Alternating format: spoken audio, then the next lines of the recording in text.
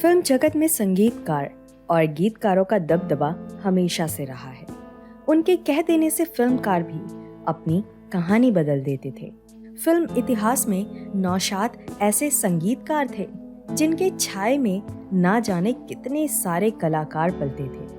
उन्होंने तो सैकड़ों कलाकारों को फिल्म जगत में उतारा था। उनमें से एक सुरैया कोहिनूर के हीरे जैसी खूब चमकी। देवानंद ने अपनी बायोग्राफी में तो सुरैया के बारे में बहुत सारी खूबसूरत बातें लिखी हैं।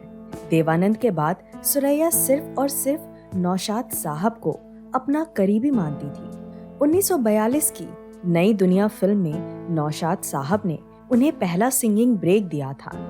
ऐसे में सुरैया उनका एक एक शब्द मानती थी। सुरैया और देव आनंद के बीच जो ब्रेकअप हुआ उसमें नौशाद साहब का भी बड़ा हाथ था।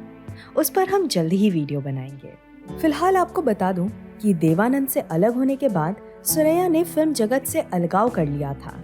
बाद के दिनों में अकेलापन मिटाने के लिए वो पाकिस्तान भी चली गई थी, परंतु वहाँ का माहौल उन्हें पसंद नहीं आया। तब तक तो उनकी नानी भी गुजर चुकी थी, जिन्होंने सुरैया की जिंदगी नर्क में तब्दील करने में अहम किरदार निभाया था।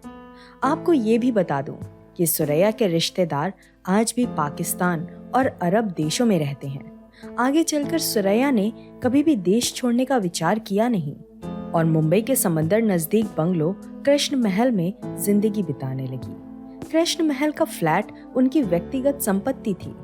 फ्लैट के अलावा बांद्रा और लोनावला में भी प्रॉपर्टी थी।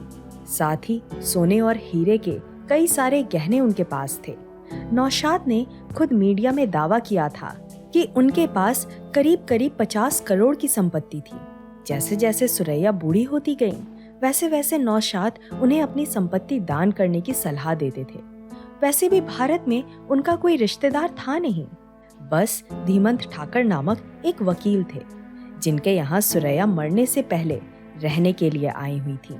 दुर्भाग्य से सुरैया के मौत के बाद धीमंत ठाकर ने भी सुरैया के प्रॉपर्टी पर दावा किया।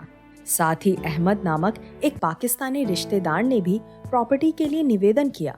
अतः भारत सरकार ने सुरैया की सारी प्रॉपर्टी सील कर दी। ऐसे में नौशाद का कहना था कि गुजरने के 3 महीने पहले उन्होंने सुरैया से मुलाकात करके सलाह दी थी कि वो अपनी संपत्ति एजुकेशन ट्रस्ट को दान कर दे, परंतु सुरैया ने नौशाद की बात नहीं मानी।